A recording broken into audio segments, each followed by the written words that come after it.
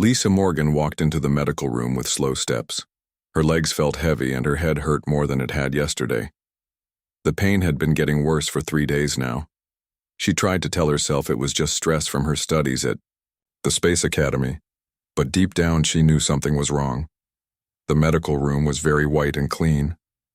Strange blue lights hung from the ceiling, and machines she did not understand made soft beeping sounds. Lisa had never liked hospitals. Even the fancy alien ones. This place felt cold and empty, nothing like the warm medical centers back on Earth. Dr. Veltar stood waiting for her. He was tall, much taller than any human, and his body looked like it was made of clear crystal. Light seemed to move through him when he walked. Lisa had met him before during her health check when she first arrived at Horizon Base. He had seemed nice then, but today his face looked serious. "Please sit down, Cadet Morgan," the alien doctor said. His voice sounded like music, but sad music. Lisa sat in the chair that was too big for her. Her feet barely touched the floor. Captain Alex Carter stood near the wall. He was her commanding officer and had brought her here. Lisa could see worry in his eyes, even though he tried to look calm. Captain Carter had always been kind to her. He was one of the few humans in charge at the space station, and he looked out for the human students. "We have your test results," Dr. Veltar said. He touched something on his desk and a picture made of light appeared in the air between them. Lisa could see what looked like her brain, but there were tiny dark spots moving around inside it. "What are those?" Lisa asked. Her voice came out smaller than she wanted. "They are nanomachines," the doctor explained. "Very small robots that got into your body somehow. We call this sickness the Void Plague. It is very serious." Lisa felt her heart start beating faster. "How serious?" Dr. Veltar looked at Captain Carter, then back at her. "The nanomachines are attacking your nervous system. They are spreading through your brain and spine. We have seen this sickness in many different species across the galaxy. Can you fix it?" Lisa asked. The alien doctor was quiet for a long moment. "I have looked at medical records from 12,000 different civilizations. Humans are still new to space, so we do not have much information about your species. But based on what we know, humans have only a 2% chance of surviving this infection." Lisa felt like someone had hit her in the stomach. 2%. That meant 98 out of every 100 humans who got this sickness would die. The room seemed to spin around her. "How long do I have?" she asked. 3 weeks, maybe 4 if you rest and do not stress your body," Dr. Veltar said. "I think you should go back to Earth. Spend time with your family. Make peace with what is coming." Captain Carter stepped forward. "Doctor, there has to be something we can do, some treatment or medicine." Dr. Veltar shook his head. "We have tried everything we know on other species. The nanomachines are too smart. They learn and change to fight whatever medicine we use. Eventually, they always win." Lisa sat very still. She was 20 years old. She had worked her whole life to get into the Galactic Defense Academy. She was the best student Earth had ever sent to space. She spoke 4 alien languages and could solve math problems that made her teachers back home dizzy. And now some tiny robots were going to kill her in 3 weeks. The nanomachines were created long ago by a race called the Architects. Dr. Veltar continued. They used them as weapons in a great war. The Architects are gone now, but their weapons still float in space waiting to infect new victims. "How did I get infected?" Lisa asked. "We are not sure. Maybe during your field trip to the old battle site last week. The nanomachines can stay alive in space for thousands of years." Lisa remembered that trip. They had visited the remains of an ancient space battle to study alien technology. She had been so excited to see real alien artifacts. Now those same artifacts might kill her. Captain Carter put his hand on her shoulder. "Lisa, we will figure something out. Human medicine is different from alien medicine. Maybe our doctors back on Earth will know what to do." Dr. Veltar looked sad. "I am sorry, Captain. I have sent the medical data to Earth already. Your doctors agree with our diagnosis. The infection is too advanced." Lisa stood up suddenly. "The Chair fell backward and hit the floor with a loud crash.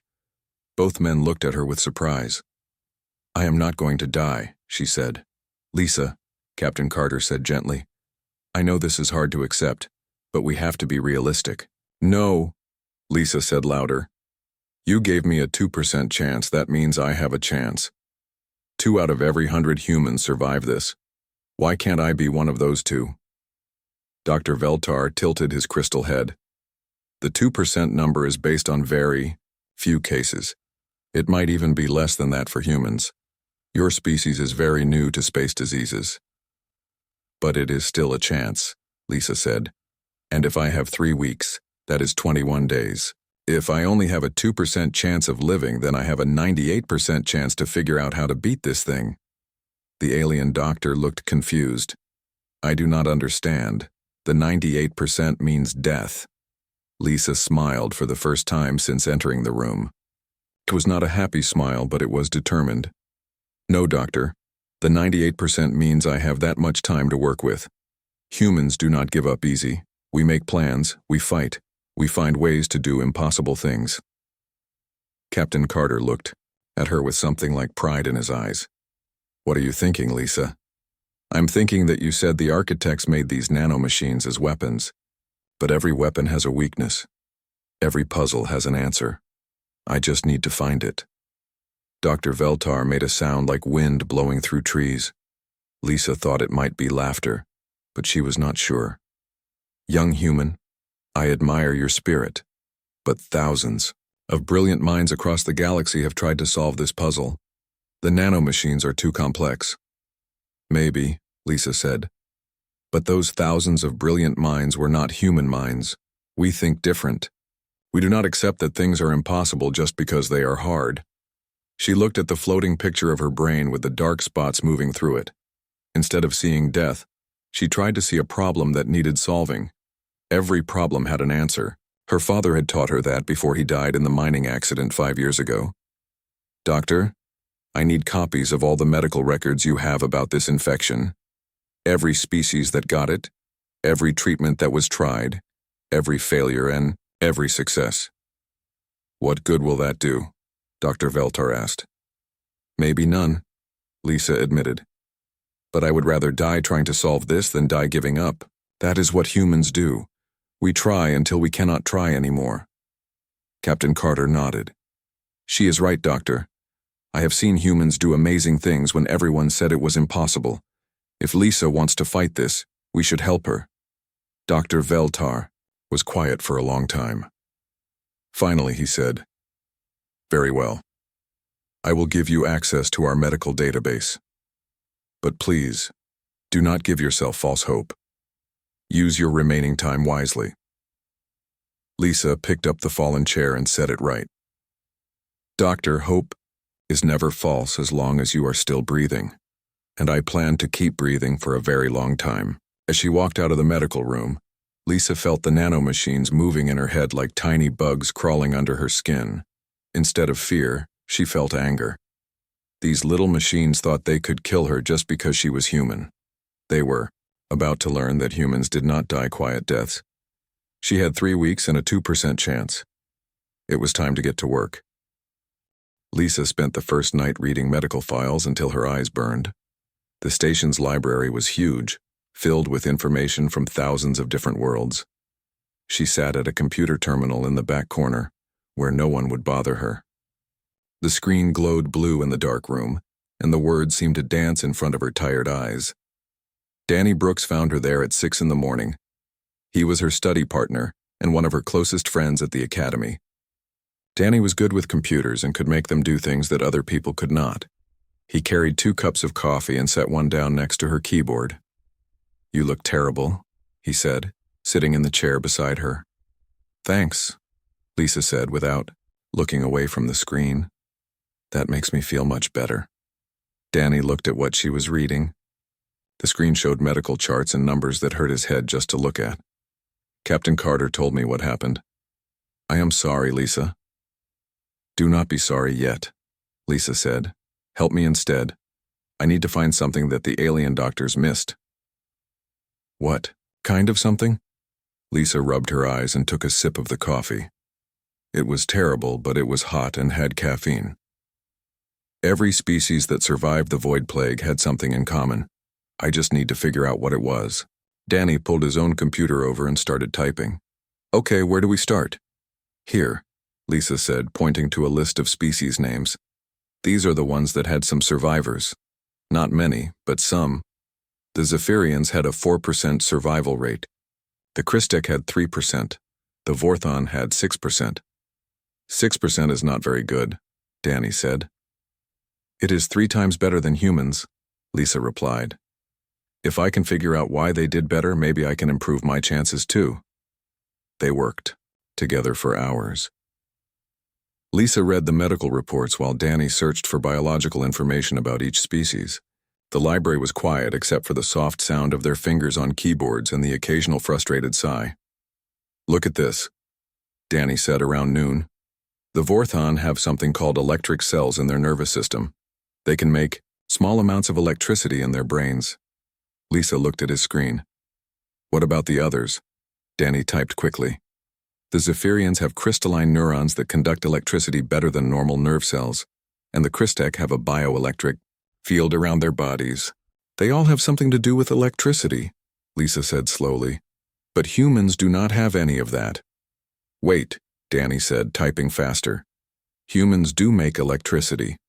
All brains make small electrical signals, but maybe not the right kind. Lisa felt excitement growing in her chest. It was the first hope she had felt since yesterday. Show me more. Danny found research papers about human biology and alien biology. They compared how different brains worked and how they used electricity. Lisa took notes on paper because writing helped her think better. The nanomachines, she said after reading for another hour. They work by interfering with electrical signals in the brain. They make the neurons stop working properly. Right, Danny said. But if you have stronger electrical activity, maybe they cannot interfere as much. But humans do not have stronger electrical activity, Lisa said. We have normal brain electricity like most species. Danny leaned back in his chair. Then we need to make your brain electricity stronger somehow. Lisa stared at her notes. There had to be something they were missing.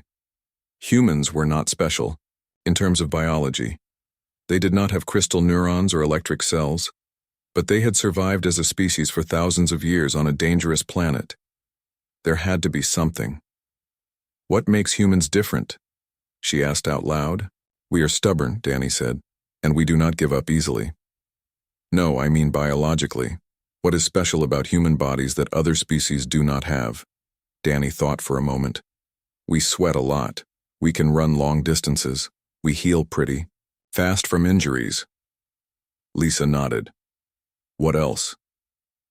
We have really strong stress responses. When humans get scared or angry, our bodies can do crazy things, like mothers lifting cars off their children, or soldiers fighting when they should be unconscious. Lisa sat up straight. Say that again. About the stress responses? Yes. What happens when humans get really stressed? Danny pulled up information about human biology. Heart rate goes up, blood pressure increases, adrenaline floods the system. The brain works faster and electrical activity increases. Electrical activity increases, Lisa repeated. How much? It depends. In extreme stress, the brain can have 2 or 3 times normal electrical activity. Lisa felt her heart start beating. Faster, but not from the nanomachines this time. From excitement. Danny, what if that is the answer? What if humans can survive the void plague, but only when their brains are in extreme stress mode? That would be dangerous, Danny said. Humans cannot stay in high stress for very long. It would damage the heart and brain.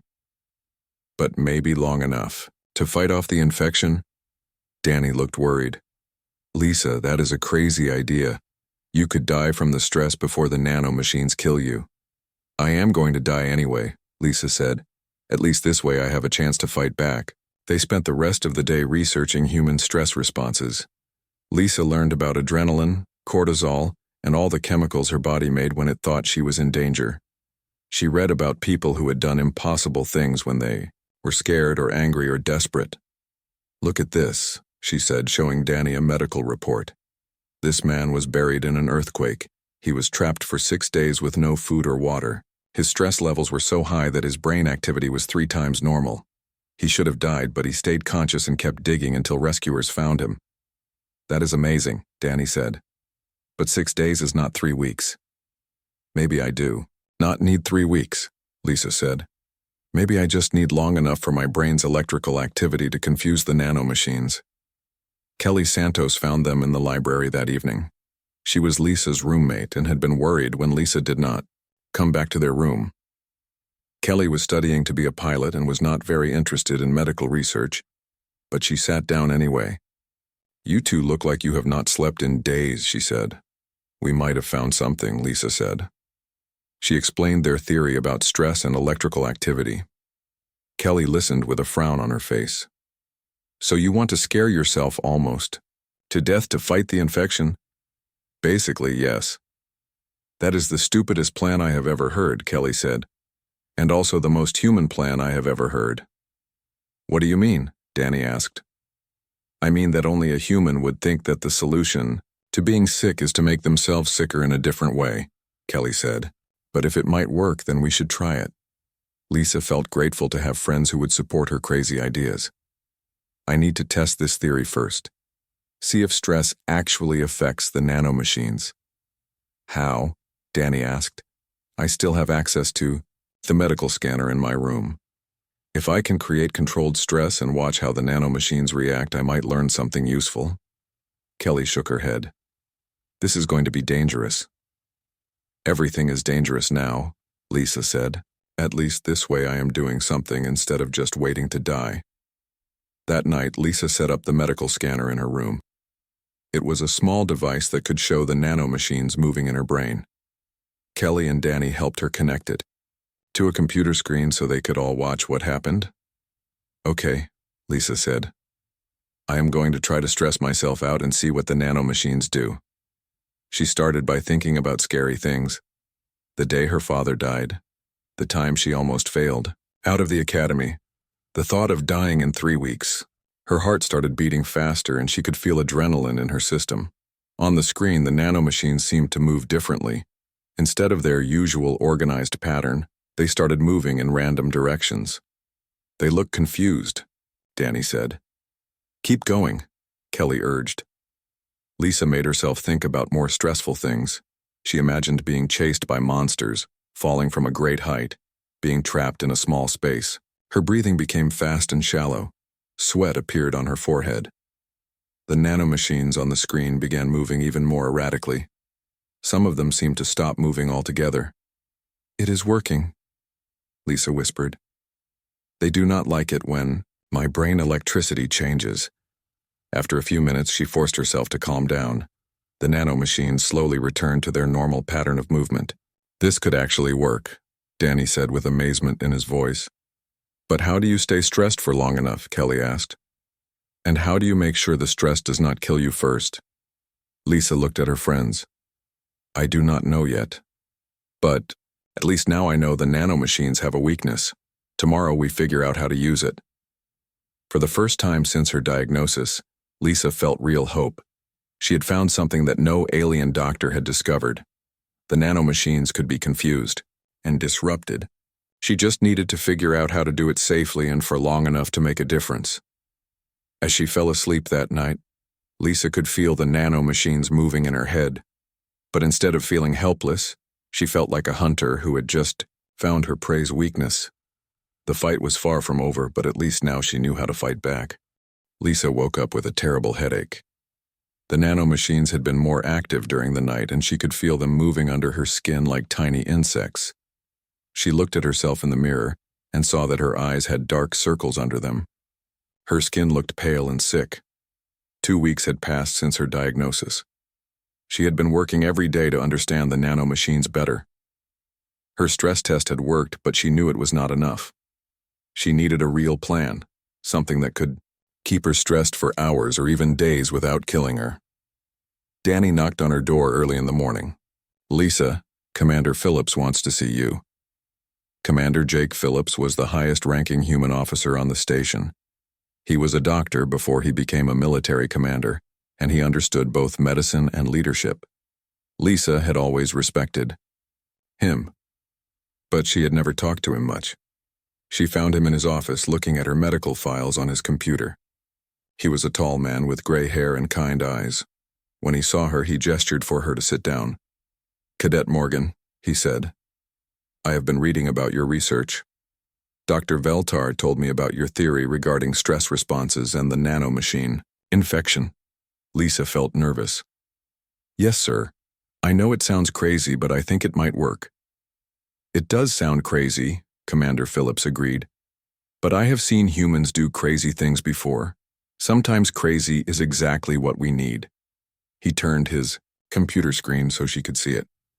"I have been looking at your stress test results. The nanomachines definitely react to changes in your brain chemistry, but maintaining that level of stress for long periods would be extremely dangerous." "How dangerous?" Lisa asked. "Your heart could stop. Your brain could be damaged. You could have seizures or go into a coma. The human body is not designed to stay in fight or flight mode for extended periods." Lisa nodded. She had expected this.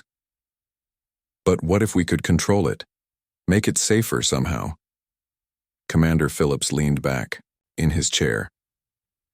"That is what I wanted to talk to you about. If you are serious about this plan, you will need medical supervision, and you will need a team of people who understand what they are doing." "You mean you will help me?" "I mean I will not let you kill yourself with a stupid plan," he said with a small smile. "But if we can make it a smart plan, then yes, I will help you." Lisa felt hope growing in her chest again. "What would we need to do?" "First, we need to understand exactly how long you would need to maintain the stress response. How long does it take for the nanomachines to die when they are disrupted?" "I do not know," Lisa admitted. "My tests were only for a few minutes at a time." "Then we need longer tests. We also need to figure out how to keep you alive during the process.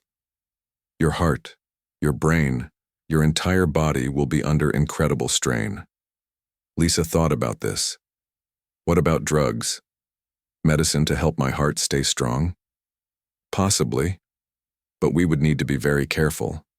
The wrong medicine could interfere with the stress response or make the nanomachine stronger." Commander Phillips stood up and walked to the window. Outside, they could see the stars and the other ships that visited the station. "There is something else, Lisa. If we do this, we will need to modify the medical bay. We will need special equipment and monitoring systems. And we will need people who are willing to help with something that has never been tried before." "What kind of people?" "Medical technicians who can watch your vital signs. Engineers who can build the equipment we need, and people who can help you maintain the stress response for however long it takes." Lisa felt overwhelmed. "That sounds like a lot of people." "It is, but you are not the only human on this station who refuses to give up. I think you will be surprised by how many people want to help." That afternoon, Commander Phillips called a meeting in one of the conference rooms. Lisa was surprised to see how many people came. Danny and Kelly were there, of course, but there were also other human cadets, instructors, and staff members. Lieutenant Colonel Amy Stone was Lisa's tactics instructor. She was a tough woman who had fought in 3 different wars before coming to the academy. She looked at Lisa with serious eyes. "Cadet Morgan," she said, "I hear you have a plan to fight this infection." "Yes, ma'am, but it is very risky." "Everything worth doing is risky," Lieutenant Colonel Stone replied. "Tell us what you need." Lisa explained her theory about stress responses and electrical activity. She showed them the results of her tests and described what she thought would happen if she could maintain high stress for several days. Ben Rodriguez raised his hand. He was in Lisa's tactical training group and was good at solving complex problems. "How do you plan to stay stressed for that long? You cannot just think scary thoughts for 3 days straight." "I have been thinking about that," Lisa said. "Maybe we could use controlled fear responses, like virtual reality scenarios that make me think I am in danger." Chloe Wright was an engineering student who understood computers and machines better than anyone Lisa knew. She spoke up from the back of the room. We could build a virtual reality system that responds to your stress levels. When your stress starts to drop, the system could make the scenario more intense. That could work, Danny said. We could monitor the nanomachines and adjust the virtual reality to keep them disrupted. Kelly looked worried. But what if something goes wrong? What if the virtual reality is too intense and Lisa's heart stops? Commander Phillips nodded. That is why we need medical monitoring. We need to know exactly what is happening to Lisa's body at all times. Dr. Veltar had been listening from the doorway. The alien doctor stepped into the room, his crystal body reflecting the lights. I would like to help with this project, he said. Everyone turned to look at him with surprise. Lisa had not expected the alien doctor to support her plan. Doctor, Commander Phillips said, I thought you believed this was too dangerous. I do believe it is dangerous, Dr. Veltar replied, but I have been thinking about what Cadet Morgan said. She asked why she could not be one of the 2% who survive. I realized that I had been thinking like a doctor instead of thinking like a scientist.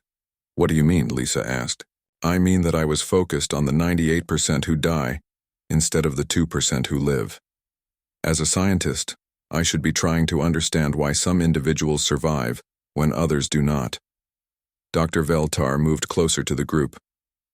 Your species fascinates me, Cadet Morgan. You do not accept failure as easily as other species do. Perhaps that is why humans might have a better chance of survival than my calculations suggested. Lieutenant Colonel Stone looked around the room. So we are all agreed? We are going to help Lisa try this crazy plan? Ben Rodriguez nodded.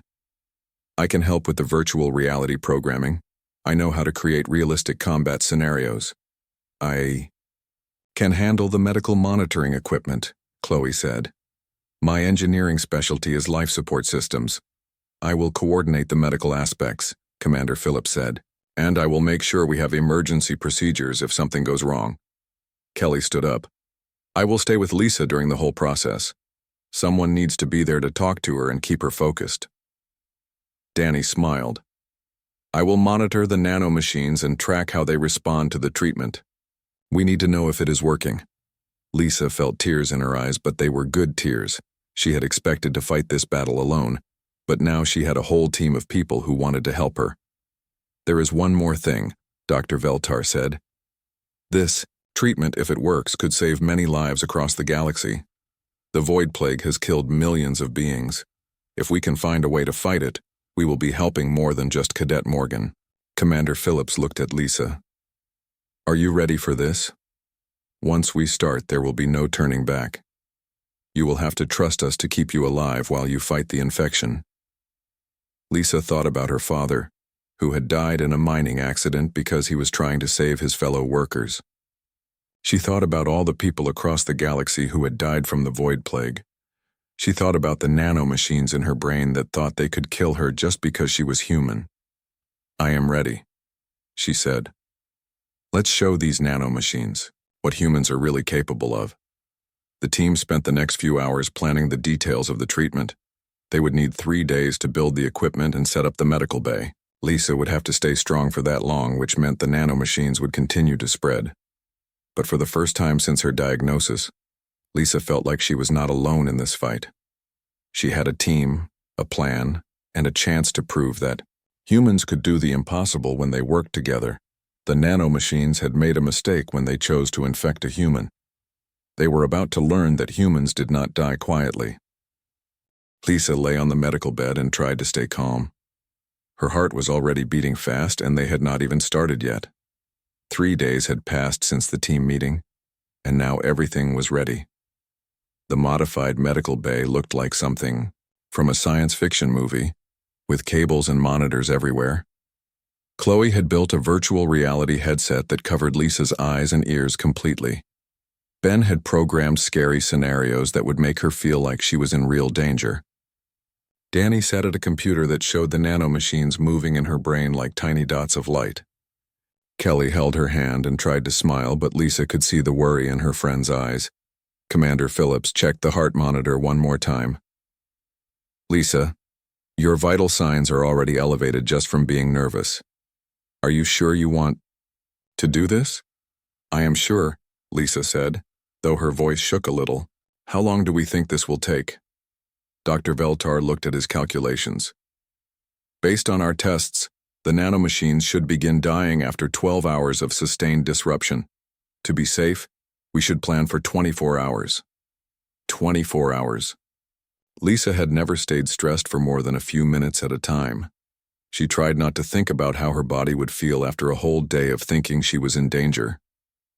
Remember, Commander Phillips said, we will be monitoring everything. If your heart rate gets too high or if your brain shows signs of damage, we will stop the treatment immediately. Even if it means the nanomachines win? Lisa asked.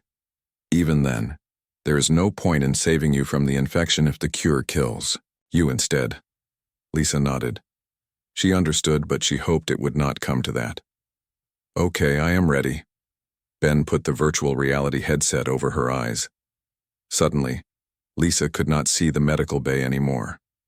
Instead, she was standing in a dark forest with tall trees all around her. She could hear strange sounds in the distance like animals growling.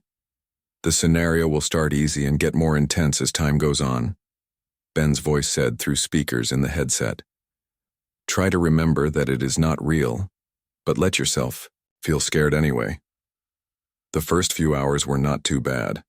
Lisa walked through virtual forests and abandoned buildings, solving puzzles while creatures chased her. Her heart rate stayed high, but not dangerously high. On the computer screen, Danny watched the nanomachines begin to move in confused patterns. It is working, Danny reported. The nanomachines are definitely being disrupted. But as time went on, the virtual reality became more intense. Lisa found herself trapped in burning buildings, falling from great heights, and running from monsters that seemed very real. Her body started to hurt from the constant stress. Her muscles were tight. Her head pounded, and she felt sick to her stomach. Heart rate is getting high, Commander Phillips warned. 140 beats per minute. That is still safe, Dr. Veltar said, but we need to watch it carefully. Kelly squeezed Lisa's hand. You are doing great, Lisa. Just keep fighting. After 8 hours, Lisa was exhausted. The virtual reality scenarios felt more real than the medical bay around her. She had been running and fighting and solving problems for so long that her brain felt like it was on fire. But when she looked at the monitor showing the nanomachines, she could see that many of them had stopped moving. We are making progress, Danny said with excitement. About 30% of the nanomachines appear to be inactive. Keep going. Lisa whispered through dry lips. I can do this. But the stress was taking a toll on her body. Her temperature was rising and sweat soaked through her clothes. Her hands shook, and sometimes her vision blurred even inside the virtual reality headset. Temperature is 103 degrees, Commander Phillips said. That is getting dangerous. Give me something to cool her down, Dr. Veltar suggested, but nothing that will interfere with the stress response. Chloe brought cold packs and placed them around Lisa's body. The coolness felt good, but it did not help with the exhaustion or the constant fear from the virtual reality. Around hour 12, something went wrong. Lisa was virtually trapped in a sinking ship when suddenly her heart started beating much too fast. The monitor showed 180 beats per minute, which was dangerous even for a young, healthy person. Her heart cannot take much more of this, Commander Phillips said. We might need to stop. No, Lisa said weakly. Check the nanomachines. How many are left? Danny looked at his screen. About 50% are inactive now. We are halfway, dear. There. Then we keep going, Lisa said. Just give me something to help my heart. Dr. Veltar prepared a small injection. This will help regulate your heart rhythm, but it might reduce the effectiveness of the stress response. How much will it reduce it? Perhaps 10 or 15%. Lisa thought about this. If the medicine made the treatment 15% less effective, she might need to stay stressed for longer. But if her heart stopped, the treatment would not work at all. Give me the medicine, she decided. The injection helped her heart rate come down to a safer level, but Lisa could feel that the virtual reality seemed less frightening than before. The medicine was making it harder for her body to maintain the extreme stress response.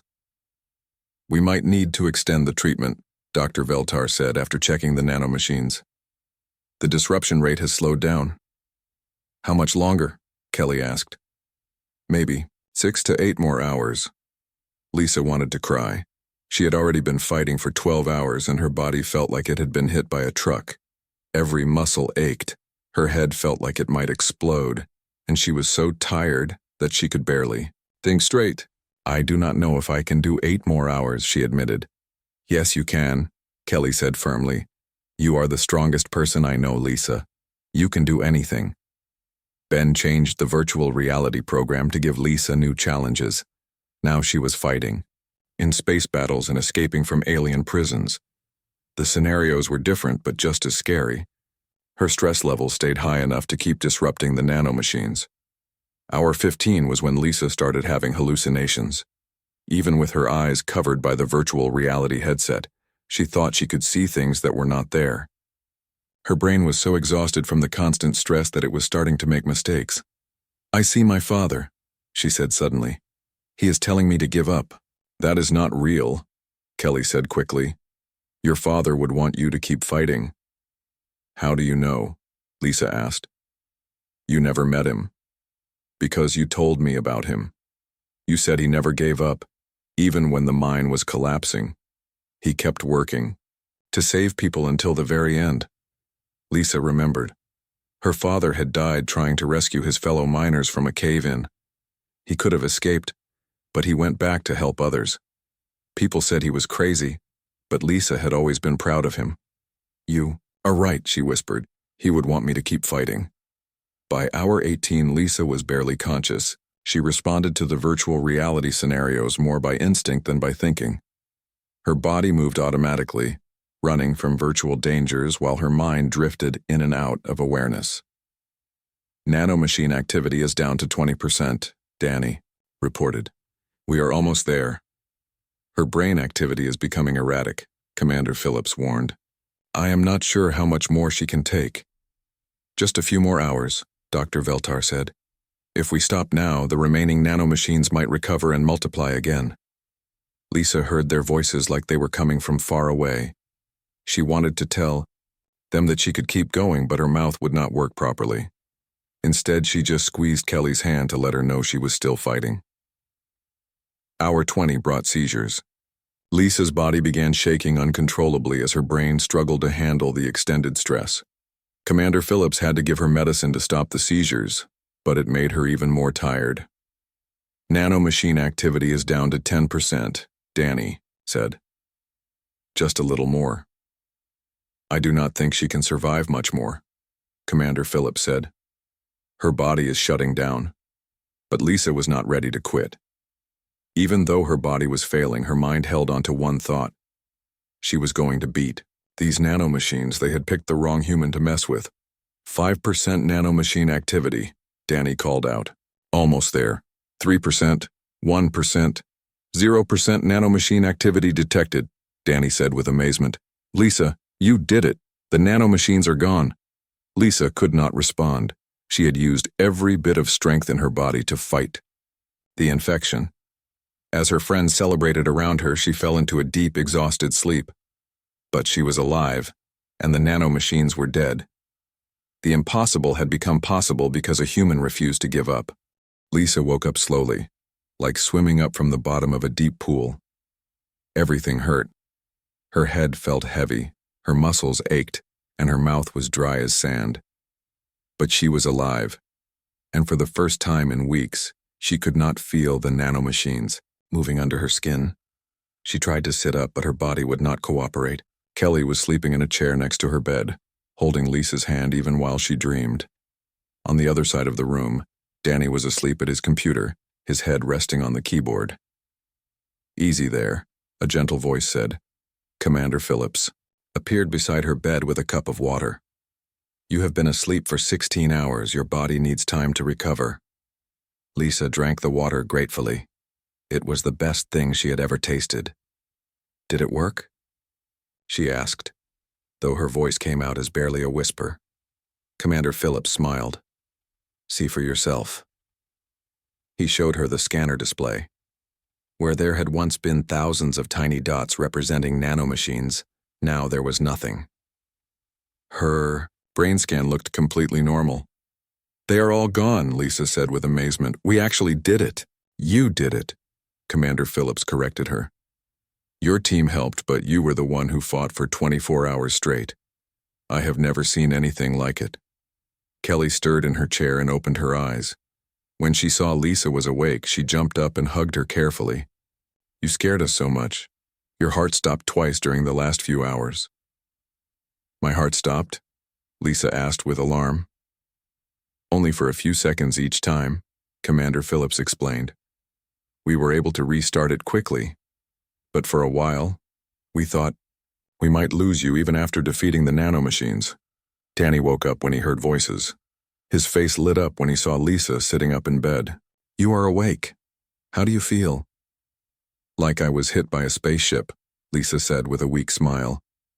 "But alive." Dr. Veltar entered the medical bay, carrying a data pad and looking more excited than Lisa had ever seen the crystal alien. "Cadet Morgan, you have accomplished something remarkable. Not only did you survive the void plague, but you eliminated it completely from your system. In most cases where beings survive, they still carry inactive nanomachines for the rest of their lives." "What does that mean?" Lisa asked. "It means you are completely cured. And more importantly, it means we now have a treatment protocol that could save millions of lives across the galaxy." Lisa felt dizzy, and not just from exhaustion. "Other people want to try this treatment?"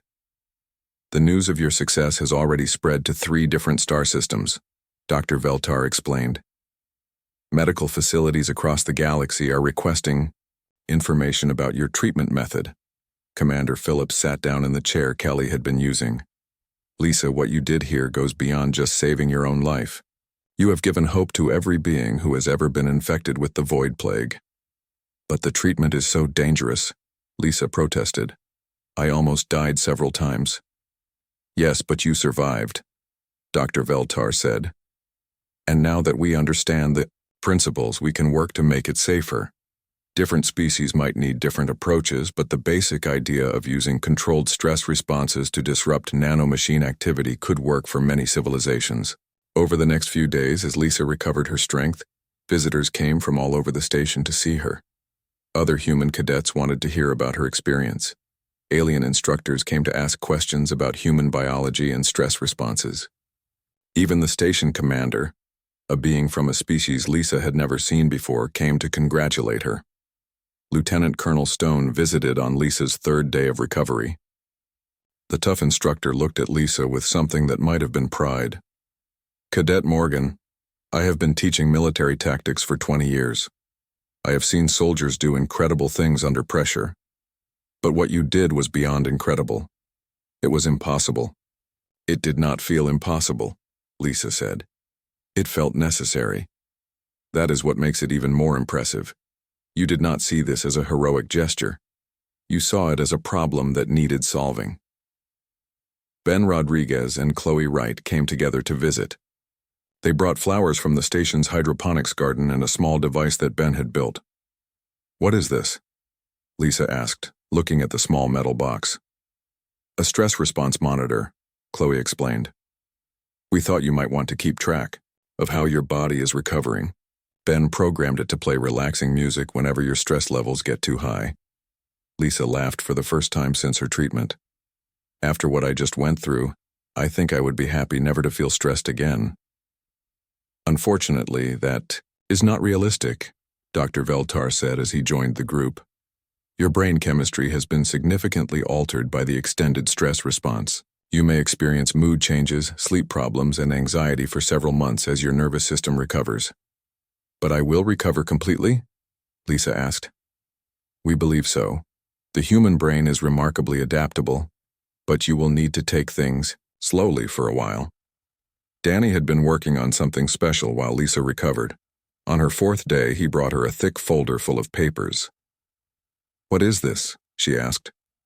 "Medical research requests," Danny said with a grin. 47 different medical institutions want to study your case. 12 universities want to offer you research scholarships, and 23 pharmaceutical companies want to hire you as a consultant." Lisa felt overwhelmed. I just wanted to not die. I did not expect all this attention.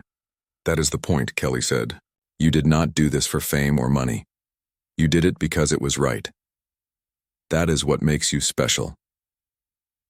A week after her treatment, Lisa was finally strong enough to return to her regular classes. When she walked into the lecture hall for xenobiology, every conversation stopped.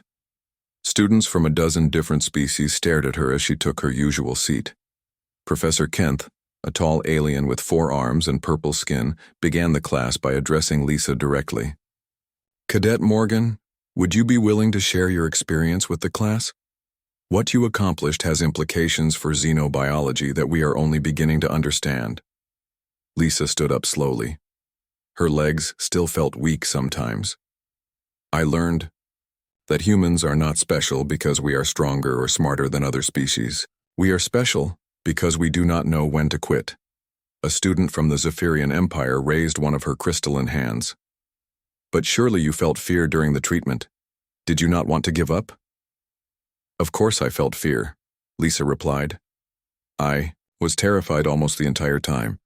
But being scared does not mean you have to stop fighting. Sometimes being scared means you are doing something important. Another student, this one from a species Lisa did not recognize, asked, "What advice would you give to someone facing an impossible situation?" Lisa thought about this carefully. I would tell them that impossible just means no one has figured out how to do it yet. If you can find even a small chance of success, you can build on that. I had a 2% chance of survival, but that was enough to start with. After class, students and instructors continued to approach Lisa with questions. She tried to answer them all, but mostly she just wanted to get back to being a normal cadet. That evening, she sat in the observation deck looking out at the stars. Kelly found her there, as she often did when Lisa needed to think. "How do you feel about all the attention?" Kelly asked. "Scared," Lisa admitted. "People are calling me a hero, but I do not feel like one. I just did what I had to do." "Maybe that is what makes someone a hero," Kelly suggested. "Doing what has to be done, even when it seems impossible." Lisa watched a transport ship dock at the station. She knew that somewhere in the galaxy other beings were fighting the void plague. Some of them might try her treatment method. Some of them might survive because of what she had learned. "I hope it helps," she said quietly. "It will," Kelly said, with confidence. "You proved that the void plague can be beaten. That knowledge alone will save lives." 6 months later, Lisa graduated from the Galactic Defense Academy with the highest honors in her class. The treatment protocol she had developed had been refined and adapted for 17 different species. Hundreds of beings had been successfully treated for the void plague using variations of her stress response method. During the graduation ceremony, Commander Phillips presented her with a special medal. "This is for extraordinary service to galactic civilization," he announced to the assembled crowd of beings from dozens of worlds. But the words that meant the most to Lisa came from Dr. Veltar during a private conversation after the ceremony. "Cadet Morgan," he said, "you have taught me something important about the nature of impossibility. When my people calculated your chances of survival, we made an error. We assumed that humans would respond to the infection the same way other species do. We did not account for your species' refusal to accept death quietly." "What do you mean?" Lisa asked. "I mean that humans do not just survive impossible situations. You create new possibilities where none existed before. You have changed how medical science approaches the concept of incurable diseases." Lisa smiled. "We just do not like being told that something cannot be done." As she prepared to leave the academy for her first assignment as a junior officer, Lisa reflected on everything that had happened. The nanomachines had given her a 2% chance of survival, but she had used the other 98% of her time to fight back.